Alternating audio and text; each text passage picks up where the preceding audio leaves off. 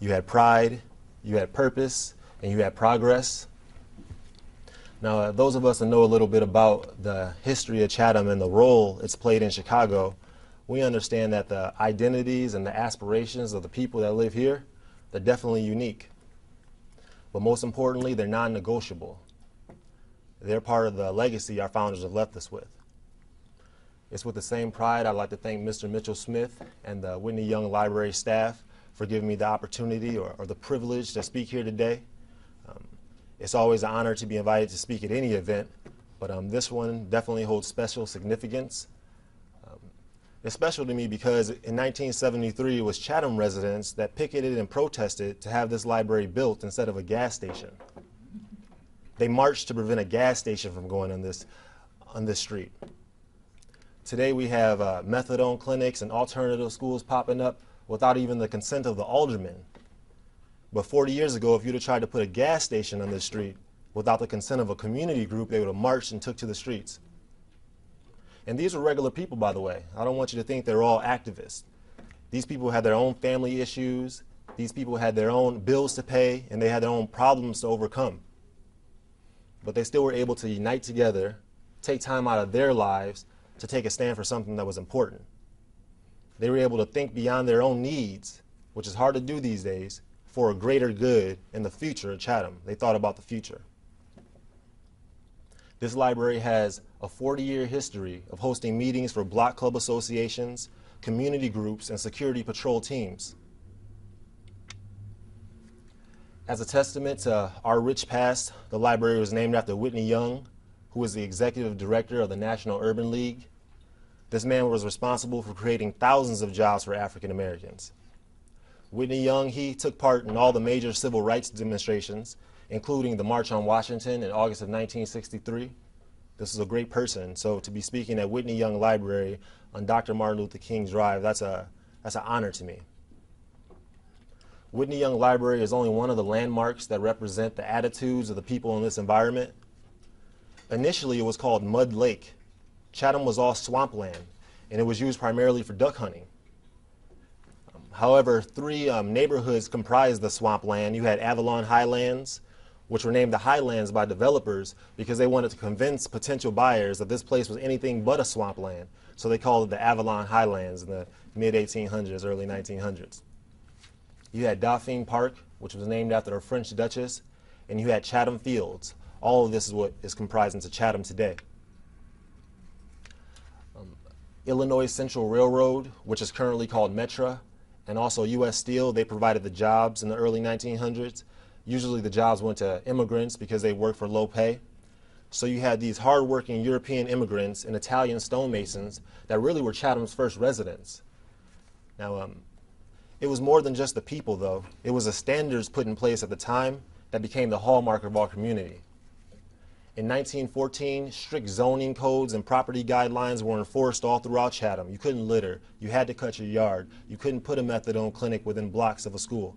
Couldn't do that. So these codes, they actually became the defining characteristic of our community, and it earned us a claim as one of the most desirable places to live in the city. Residents that settled here, they usually lived in a home called a bungalow, rows of which neatly grace our community today. For those of you who don't know, a bungalow is a rectangular brick structure with a modestly pitched roof and a small front porch. I mean, it's perfect for Chatham's narrow lots. I encourage you before you leave today, you're already on MLK Drive, keep on headed south and go to 87th Street, hit a right, and go to State Street, and then hit a right before you leave because you want to see the manicured lawns, the brick bungalows, the Victorian and ranch style homes. It's a beautiful day today. I encourage you to take a look at Chatham. But it has historical significance. And so much so that former Mayor Daley, he started the Chicago Historical Bungalow Initiative, which is a non-for-profit organization that's used to refurbish and rehabilitate these homes. So in 1983, at 8 a.m., there was a Chatham resident that put his home for sale. Before noon, a buyer had signed the sales contract before the real estate agent could even list the home for sale. Now, in 1983, the internet wasn't what it was today. There was no Facebook, there was no Twitter, but still word of mouth about a home selling in Chatham, that spread fast. Rumor has it that there was a 2-year waiting list just to be considered for purchasing a home in Chatham. While other neighborhoods fell victim to what history likes to call the white flight, I call it the ethnic secession because I think it's a divisive term. So while other neighborhoods fell victim to it, though, Chatham, it stayed rooted and the community flourished. The community flourished. I say community because a lot of people don't realize there's a big difference between a neighborhood and a community. A neighborhood is a district or an area with distinct characteristics. Wicker Park on the north side of Chicago, beautiful neighborhood. My favorite neighborhood in the U.S. probably. I love to travel there because it's vibrant. It's well renowned for its quaint restaurants and its clothing boutiques. Love Wicker Park. A community, though, is vastly different because a community is not defined by businesses. Communities are a social group of any size. Its members, they reside in a specific locality. They share government, and oftentimes they have the same heritage or the same cultural background. So the difference between the two is a lot of times the actual character of a community group is independent of the neighborhood it comprises. Neighborhoods in Chicago, there's 77 of them. They change all the time. A lot of reasons, most recently the remapping, but they change because of urban redevelopment. They change because of gentrification. They change because of the constant shuffle and absorption of the immigrant population. But I say the city, they can gentrify all they want, hoping to convince potential buyers of a neighborhood's reputation, but a community's reputation can't be bought, and it definitely can't be sustained without involving the people. And I tell you all this because Chatham is a community. Today we're a community that's under siege.